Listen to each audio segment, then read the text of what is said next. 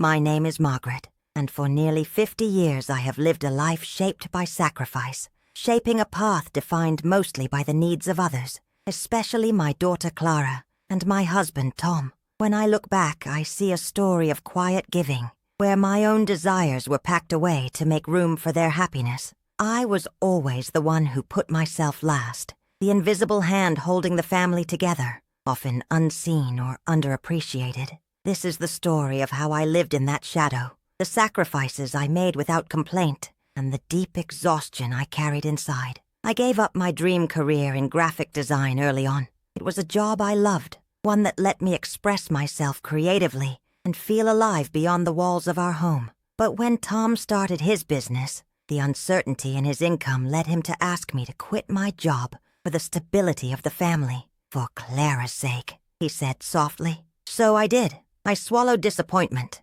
convinced myself it was the right thing to do. Giving up that career was the first of many sacrifices I would make. It was the loss of a part of myself that I buried deep.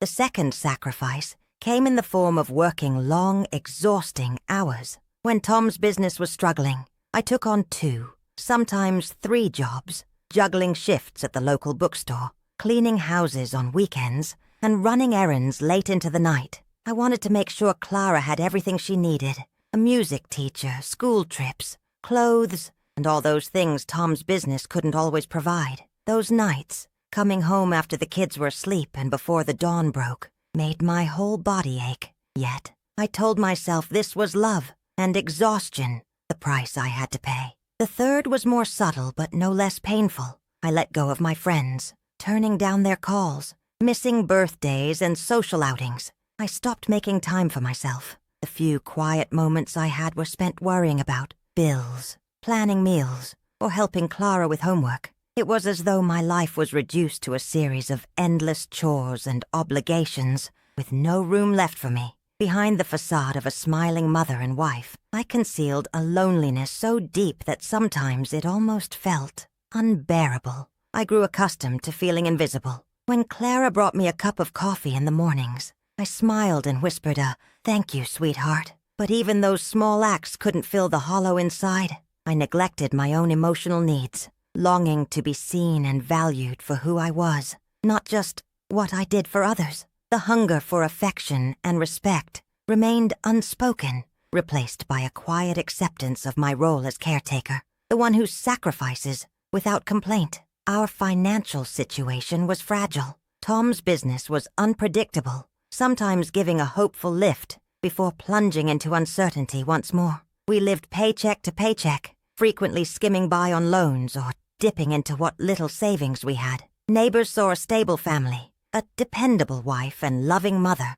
who held the household together. They saw strength and patience, but beneath those surfaces, I hid a fragile heart, worn thin by years of giving and little replenishment. When I caught sight of myself in the mirror, the reflection was sobering. A woman with lines of worry etched deep around her eyes, with sadness lurking there too. Behind the smile was a quiet resignation, a feeling of being unseen. The laughter in old photographs felt distant, as if it belonged to someone else, a younger, lighter version of me I barely remembered. Some memories stayed sharp in my mind. I remembered freezing winter nights when I stayed awake folding laundry after working double shifts, worrying how I would pay for Clara's violin lessons. Another clear moment was Clara's 12th birthday, when I baked a simple cake with the little money we had, watching her smile but sensing a touch of wistfulness. Those moments were tinged with pride and guilt, emotions tangled like threads twisted together too tightly.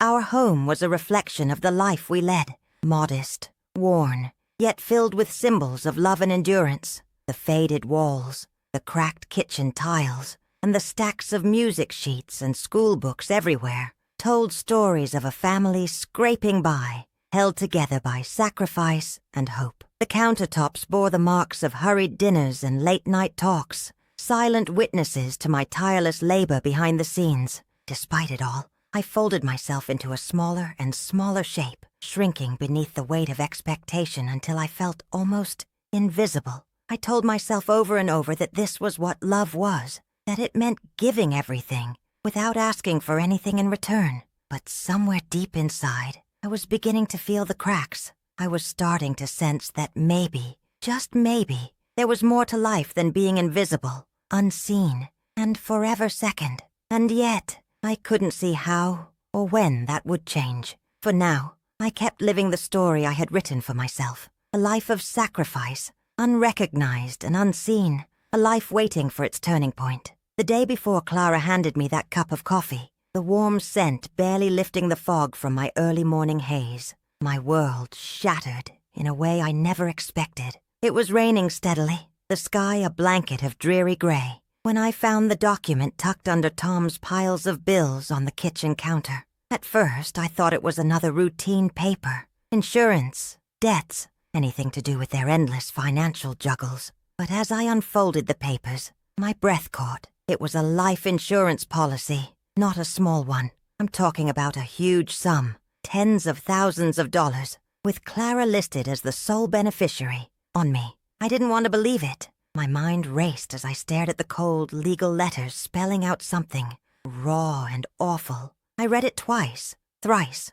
hoping that my eyes had betrayed me. But it was real. My own daughter, the girl who brought me coffee with a smile, had taken out a massive life insurance policy on my life, a policy I never consented to. The betrayal hit me like a fist to the gut, knocking the breath right out of my lungs. That same morning, the house smelled like burnt toast and stale coffee, the scent clinging stubbornly to the walls like an unwelcome memory. The sound of rain tapping on the windows was constant, a steady reminder of the cold, gray world I had woken up to. The texture of the countertop, cool and unyielding beneath my trembling hands, matched the chill in my chest. I held the papers too tightly, crumpling the edges, my hands shaking with the shock and rage. My body reacted immediately. I felt dizzy, my vision blurred for a moment. Nausea twisted in my stomach as the realization settled deep into my bones. For hours, I sat silently in the kitchen, gripping that policy like it was the only proof that this wasn't just a nightmare. Thoughts flooded my mind in a painful torrent. Why? How could she? Was I ever truly enough for them? Had all those years of sacrifice meant nothing? The weight of it crushed me, pressing down so heavily that I could barely breathe. The facade of a loving daughter and family crumbled into dust, revealing something cold and calculating beneath. My mind replayed countless moments, searching for signs, clues I had missed. Meanwhile, the house around me buzzed with oblivious life. Tom was on the phone in the living room, his conversation sharp and dismissive. Clara's footsteps echoed faintly upstairs as she got ready for school, humming a tune I used to sing to her as a child. Their casual actions made my isolation all the more acute. I was surrounded by family, and yet utterly alone, swallowed by the betrayal that wrapped itself around my heart like ice. At some point, I caught a small glimmer of empathy from my neighbor, Mrs. Evans. She knocked lightly on the door when she heard me crying softly in the afternoon, and left a plate of cookies with a whispered, "If you need to talk." Those few words felt like a fragile lifeline in a sea of cold indifference. They reminded me there were still threads of kindness out there, even when my own world felt broken. But then came the hurtful words from the people who should have cared the most. The coldness was palpable. Clara, barely masking irritation, said curtly, "It's just a policy, a precaution." Tom's tone was clipped, defensive. "You're blowing this out of proportion, Margaret." And one of Tom's business partners, invited for dinner that night, barely concealed his disdain as he muttered, "She's always been oversensitive. She should focus on appreciating what she has." Their voices blended into a chorus of dismissal that echoed painfully in my ears. 3 short but cutting conversations stayed with me. Clara told me, "You're imagining things. I only took it out to protect you." Tom snapped, "You're making a scene. We have more important things to worry about." And the business partner added coldly, "Don't turn family drama into public hysteria." Each comment was another blow, another reminder that I was expected to swallow the hurt and stay silent. The event that day was supposed to be a simple family gathering in our cramped living room, a small birthday celebration for Clara's friend. The air was thick with the scent of cheap perfume and warm snacks, and laughter bubbled uneasily among the guests. But for me, the heat of their conversations, The brightness of the room and the bustling noise only highlighted my exclusion. I felt like a ghost, drifting unnoticed, invisible in a crowd that pretended all was well. Inside, my body betrayed me. My hands trembled openly, heart racing erratically like a caged animal. A wave of nausea returned, forcing me to clutch the edge of the table. My throat tightened, and my breathing became shallow and uneven. I barely recognized myself, the woman who was once the family's backbone, now reduced to a trembling, silent figure on the fringe. As the evening wore on, the contrast between the joy around me and my isolation deepened. The room glowed with warm yellow light, children's laughter ringing out, but I sat back in the shadows, a prisoner of betrayal and shame. The music and chatter softened to a dull roar behind my pounding head. This was no longer the home where I had given everything. This was a place of unspoken questions and unanswered doubts, where my own family had turned me into an outsider. I lived in that painful gulf between love and betrayal, and for the first time in a long time, I felt the solitary ache of being truly alone. The moment I reached my apartment, the flimsy door closing behind me felt like a barrier between two worlds. The world I'd just left, where betrayal reigned, and the uncertain one I might now enter. The envelope was still clenched tightly in my hand,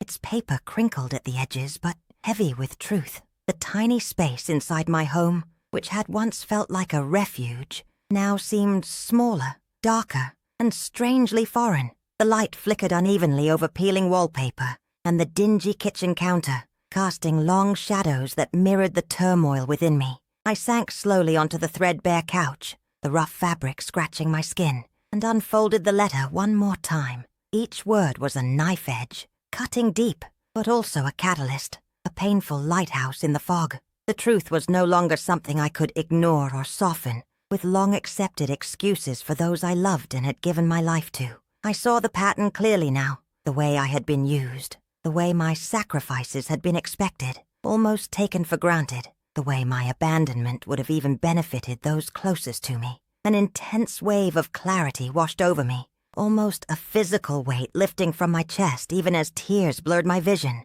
It felt like breathing underwater and suddenly surfacing for air. I understood the deep sickness of manipulation that had gone unnoticed for years, all dressed in the guise of love and protection. My value had been diminished in my own home, reduced to nothing more than a financial asset. My mind raced in a dizzy spiral. Was I merely a means to an end? Had every sleepless night, every long day of work, every quiet sacrifice been an illusion, crafted by a family loss I had yet to confront? A dark truth settled over my heart. I was not enough to be loved fully, not enough to be included honestly. I grasped that harsh truth, and it seared through me, but it also sparked a decision deep within, a choice to no longer be invisible, to no longer accept betrayal disguised as care. The furnace within me sparked alive, and I vowed silently, fiercely, this would be the moment that everything changed. I looked around my small apartment, its familiar clutter suddenly transformed into signposts, the cracked mug on the table, the worn photo of Clara smiling as a child, even the peeling paint on the wall. They all carried new meaning now. They were reminders of what I had endured, but also symbols of where I stood now, at the threshold of reclaiming my life. The space bore the marks of years spent bending, but it was still mine to redefine. My journey home that evening had been a slow, heavy walk through streets drenched by rain. The city's usual hum, car engines, distant conversations, barking dogs, felt muted as my thoughts consumed me. Yet with each step, the fog in my head cleared just a little. Shadows that once haunted those routes refracted differently now. I saw not failures but survival, not tears but strength. Memories once sharp with pain softened into lessons. The countless times I had survived, bent but never broken. Two vivid moments from my past unfolded differently in this new light. The first was a night years ago, when I stayed awake through a blizzard, worried about Clara's broken violin, while Tom stormed off angry about money. Where I had once felt helpless and alone, I now saw how fiercely I had fought for my family, in silence. The second was the morning I hid my own dreams when Clara's school called to say she'd won a music scholarship. I had smiled then, but inside, A flicker of envy had lurked. Now, I recognized that I had sacrificed without bitterness, and it was time to claim what was mine. My emotions shifted sharply, from raw pain to a steady, resolute determination. The moment of recognition was not just about grief, but also about power. I was no longer willing to be the unseen, the undervalued, the one who bears all burdens alone. The chains of silence and obedience which had bound me were quietly breaking in my mind. Breathing deeply, I felt the growling fire awaken deep within my belly, swelling to fill the emptiness that had threatened to drown me. It was a collective roar of all the suppressed anger, hurt, and love gathering together to fuel a new path. This fire was not destructive, but transformative, a fierce force that demanded change, respect, and finally, justice. In that small, familiar room, stripped of illusions and lies, I made a silent but unshakable pact with myself. I would act. I would reclaim my voice and my space. The slow, tentative flickers of hope began weaving themselves into a clear blueprint. I could no longer wait for permission or for others to see me. I would take action, the calm but unyielding kind that signals an end and a new beginning. As I sat amidst the quiet clutter, I could feel a shift in time itself. The present held a tension, a magical breath between what had been and what was possible. It was still fragile, but the pain that once paralyzed me was giving way to purpose. The broken fragments of my past were reconstructing themselves into something strong and unyielding. That night was not just an end, it was the first step toward freedom. I understood now with luminous clarity that the power to rewrite my life lay within me. I just had to be brave enough to reach for it. I woke up the next morning with a calm I hadn't felt in years, a steady fire glowing quietly beneath my skin. The weight of betrayal still pressed on me, but I was no longer paralyzed by it. Instead of turmoil, I felt an unusual clarity of purpose. Today I would act, not with explosive rage, but with deliberate, controlled resolve. This would be my first step in breaking the pattern that had trapped me for decades. I dressed quietly, choosing simple clothes that fit comfortably, yet made me feel grounded. A soft blouse and worn jeans, clothes that didn't scream for attention but carried a quiet strength. I carried the insurance policy and the letter I'd found yesterday with me as physical tokens of the truth I had uncovered and my intention to reclaim control. When I walked down the familiar streets toward Tom's office, my steps were measured and purposeful. The chill in the air nipped at my skin, but it no longer felt like the cold of isolation. Instead, it echoed the sharpness of my resolve. I rehearsed silently, the words I wouldn't speak aloud yet, the refusal I was preparing to deliver. I wasn't trembling with fear anymore. Every breath I took was steady, filled with the power of my own choice. At the office, the sleek glass doors and polished floors felt foreign, symbols of the world that had demanded my silence. Without fanfare or last-minute doubts, I walked in and requested a confidential meeting with the insurance broker handling the policy on my life. The receptionist blinked at me, curious but polite, and soon I was sitting across from a middle-aged man who greeted me with a practiced smile that didn't reach his eyes. No words were wasted. I calmly asked for a full explanation of the policy,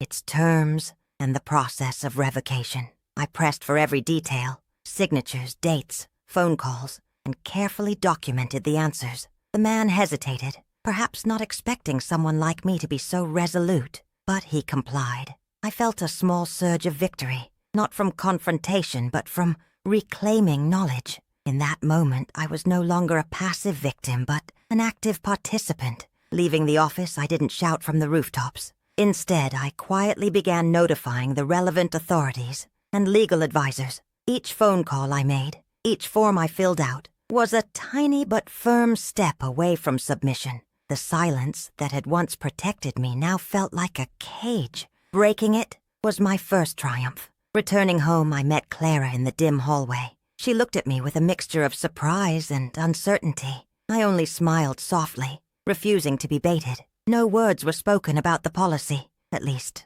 not yet. Instead, I showed up fully, grounded and calm, and that presence unsettled the status quo without a single raised voice. That night, I sat in the kitchen with a journal I had found tucked away in a drawer, empty pages beckoning me to write. Without hesitation, I began to fill it with my story, my feelings, and my plans. It was the first act of claiming my voice. The pen in my hand became a symbol of my new power. The consequences of my quiet rebellion sent ripples through the family. At first, there was disbelief. Tom's eyes narrowed when I told him I had contacted the insurance company, his voice filled with disbelief and thinly veiled irritation. "Margaret, you don't understand the risks you're taking," he warned. Clara's response was a harsh mix of anger and confusion, accusing me of making mountains out of molehills. "Why are you causing problems?" she asked sharply. But I stood firm, absorbed in the calm determination that had taken root. I refused to retreat,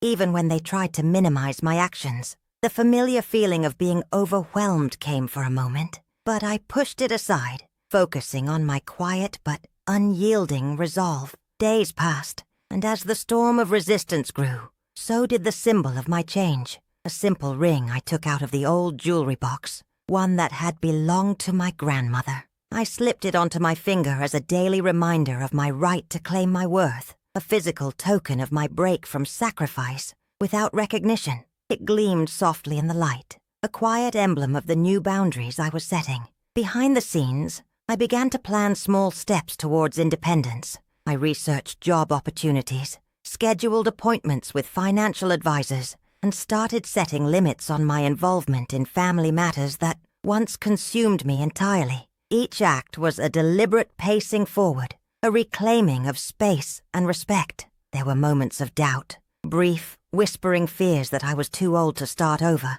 that my family would never accept my new stance. But each doubt was met with a stronger affirmation. I deserved to be seen, to be heard, to be valued. The doubts flickered and faded against the fire of my awakening. Physically, I noticed changes too.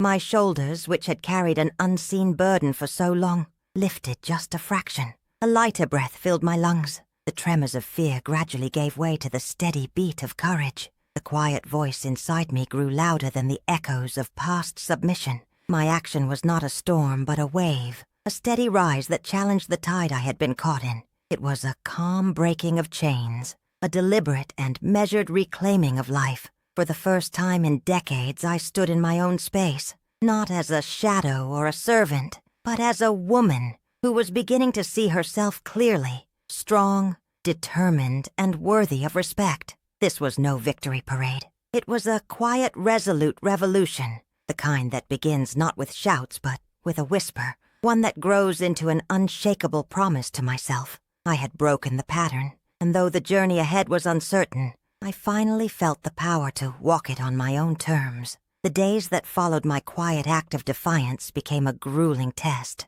a tide of relentless pressure and manipulation from the very people I once thought I could trust most. When I informed the insurance company about the life insurance policy Clara had taken out on me, I thought the hardest part was done. I was wrong. What came next was a series of attacks so subtle and persistent that they threatened to wear down my resolve. They came not with shouts or physical force, but with words, silences, and the heavy weight of expectations rooted deeply in our family's fabric. The first contact was Clara. Her voice over the phone was laced with a combination of accusation and hurt that pierced me sharper than any anger could. "Mom, why are you doing this? You're tearing us apart," she said, her tone edged with desperation but cutting. Nonetheless, she called almost every day, sometimes multiple times, each message mixing sorrow with blame. She told me I was selfish, that I was ruining the family. I didn't answer. Listening to her only tightened the knot in my stomach. Tom's tactics were different, but just as imposing. When he came through the door, his expression was grim, his words like barbs. "How could you do this, after everything I've done for you?" he demanded, piling on guilt and bitterness. There was a coldness to his voice, a blend of menace and disappointment that I had learned to recognize over decades. His accusations weren't just about the policy. They were about control, about reminding me of my place. "You're being selfish," he insisted. "You're destroying what little we have left." I met his gaze calmly, refusing to be drawn back into old patterns of submission. One morning I found a note on the kitchen table. "Family comes first, always." Simple, cold, and yet heavy with unspoken command. Their unyielding expectations were etched into every daily interaction, a relentless reminder that my growing independence was unwelcome. Desperate to regain control, Tom even enlisted our mutual friend, Mark, hoping he could intervene. Mark's visits were painfully awkward. They tried to mediate with thinly veiled warnings. "Don't let this tear you apart. Think about your family," he said gently, but firmly, as if advising me to surrender. But I had learned, painfully, the cost of silence and compliance. I refused to yield. Clara's relentless messages filled my phone. Texts, emails, and notes left in my room, all soaked in sorrow and blame. "You're driving us away," one read. "Why can't you just trust us?" I could feel the suffocating weight of her expectations, but beneath it was something more, a growing, painful chasm between us. It was a space I could not bridge at the expense of my own dignity. Some nights were spent submerged in isolation, the apartment cloaked in silence, except for the hollow echoes of doubts and fears. Was I too broken? Too old to change the script? The old loyalties clashed fiercely with the new resolve inside me. Each doubt that crept in was met with a quiet but resolute affirmation. I deserved to be seen and valued. I deserved to be free. Piece by piece, I constructed boundaries around my well-being. I stopped answering calls that demanded I surrender. I declined visits that left me fragmented and drained. I carefully carved out time and space just for myself. It was a slow, exhausting battle, but one that felt necessary to untangle years of entanglement. Unexpectedly, even my sister Anne questioned my path. She had watched silently, but one afternoon over coffee, her unease spilled out. "Margaret, are you sure you're not going too far? Families need to stick together," she cautioned, her voice soft but firm. Her concern stung because it was born of love, but also fear. I had to explain that families shouldn't demand sacrifices that destroy the self. "I love them," I said gently, "but this time, I need to love myself too." The emotional assaults were grueling, but my spirit endured and even grew stronger. Each time I said no, it wasn't born of anger but of fierce self-respect. The oppressive weight that once threatened to consume me lightened, replaced by a quiet power that rooted my every breath. Physically, I felt the shift too. The chronic tension that gripped my neck and shoulders loosened. Sleep became deeper, and the dull, gnawing aches in my chest faded. Tears came often, marking the new process of healing rather than surrender. I was shedding decades of invisible burdens. The fight wasn't over. Calls kept coming, and visits occurred against my wishes. But I met each attempt squarely, steady and clear, anchored in my decision to reclaim my life. I was no longer the silent participant, but the author of my own story. In this arduous process, I embraced my imperfections and vulnerabilities, forging a new identity rooted in resilience. I grew a protective armor, not one that barricaded me completely, but a boundary that guarded my dignity and well-being. I learned to honor myself in a way that invited reciprocal love, not the toxic demands of the past. Every step, however small, felt monumental. The echoes of my painful past grew quieter. I was no longer lost within them, but stepping forward into the fragile light of hope, wielding my strength like a beacon. The path ahead remained uncertain and fraught with struggle, but for the first time in years, I stepped forward with a heart brave enough to build a new life on my terms. Several weeks into the growing conflict, an unexpected discovery shifted everything once again, upending the fragile balance I was desperately trying to maintain. It came to me quite by accident while going through a box tucked away in the back of the closet. A faded, dusty shoebox filled with years of family mementos, letters, and forgotten photographs. I wasn't looking for anything specific, just trying to create a small space of calm for myself in the midst of the chaos. Inside the box, a worn envelope slipped out, yellowed with age and sealed with a dried wax stamp. The handwriting was unfamiliar, Tom's signature, but different from how I remembered it. With trembling hands, I broke the seal and unfolded the brittle paper inside. It was a letter, one I had never seen before, dated years before Clara was born. The words were carefully written, explaining a secret agreement between Tom and his business partner regarding shared assets, property, and an undisclosed clause tied to life insurance policies on me and others. The letter spelled out plans, exact sums, and conditions that hinted at betrayal on a scale I hadn't imagined possible. My breath caught in my throat as anger, confusion, and disbelief cascaded through me. The life insurance policy Clara had taken out was only part of a much larger, hidden world, a web of deceit layered beneath the surface of our family. For years, Tom had quietly signed away pieces of our life, pretending I didn't need to know. The insurance policy felt less like protection and more like a transaction, a calculated move in a game I had been kept from even playing. The discovery recontextualized everything. The years of sacrifice, the coldness hiding beneath familiar smiles, the sense of being manipulated rather than loved. I realized with brutal clarity how deep the shadows ran, how much had been hidden in plain sight. It was a storm of emotion, rage at the betrayal, sadness for what had been lost, but also a flicker of relief in finally knowing the truth. The physical weight of the letter felt immense in my hands. It was a relic of lies that had trapped me in invisible chains for decades. My knees weakened slightly, but as I steadied myself against the wall, I was flooded by a complex mix of grief and determination. This wasn't just a betrayal by Clara. This was a betrayal of my entire life's foundation, orchestrated by people I once trusted most. That night, I sank into my worn armchair, cradling the letter while memories of past years unraveled in a new light. I remembered the times Tom's explanations didn't add up, the silent phone calls he hurriedly ended when I approached, the guarded expressions when family finances arose. Each piece of the puzzle suddenly made sickening sense. One vivid memory that now held new meaning was of a day long ago when I had debts pressing in, and Tom had promised me that everything would be okay, financially. But instead of honesty, I later learned he had been negotiating behind my back with his partner, signing away assets without my knowledge or consent. Another flash was of Clara's hesitant explanations about the life insurance policy.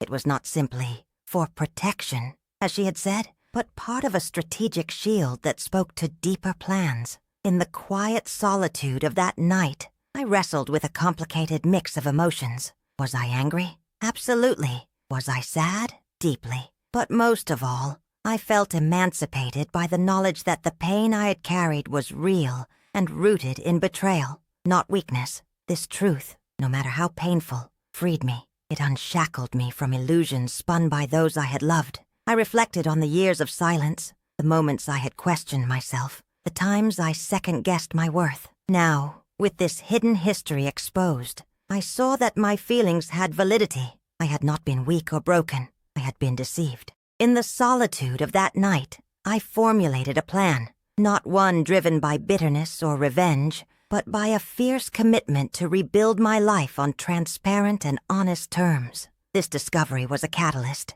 changing not just my perception of others, but also renewing my faith in my own strength. The letter became a symbol, a fragile but powerful token of the truth that must be faced if healing was to begin. I placed it carefully on my kitchen table, where I could see it every morning, a reminder that I was no longer living in shadows, but stepping into the light. I understood clearly now that my journey was no longer just about reclaiming independence from my family's immediate pressures. It was about untangling myself from decades of hidden lies and betrayal. The path ahead was daunting, but this revelation gave me the fuel I needed to continue. The quiet moments I spent after that discovery, writing, reflecting, planning, were the cornerstone of a transformation that reached far beyond my family's drama. I was learning to see myself not through the lens of sacrifice or victimhood, but as a survivor, a woman reclaiming her story from the ruins of deceit. There was also a bittersweet element,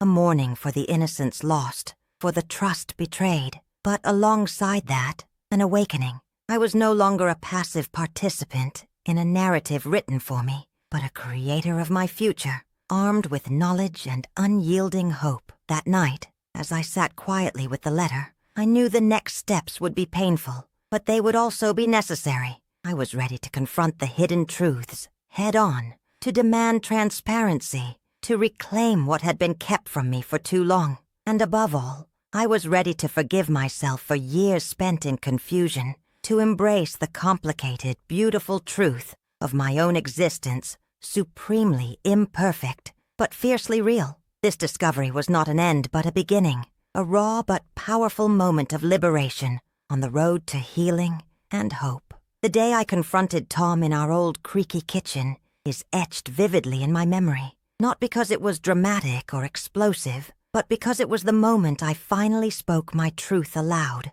without apology or fear. The air was thick with tension, heavy with years of unspoken words and hidden betrayals. The faint smell of coffee lingering from the morning felt oddly serene amidst the storm I was about to unleash. Tom sat at the table, his face a mask of weariness and frustration. I could see the tight lines around his eyes, the way his jaw clenched as if holding back a storm. I took a deep breath, steadying myself, and looked directly at him. The words I spoke were simple, clear, and deliberate. I know everything, Tom. The insurance policies, the secret agreements, the lies. My voice was steady, stronger than I thought it would be. I'm not the woman you think I am, the one who will silently suffer your deceptions anymore. He stared at me, incredulous, disbelief flickering across his features. Margaret, he began, voice low and defensive. You don't understand. It's all for the family's sake. For whose sake, Tom? I cut in, voice rising just enough to carry the weight of years.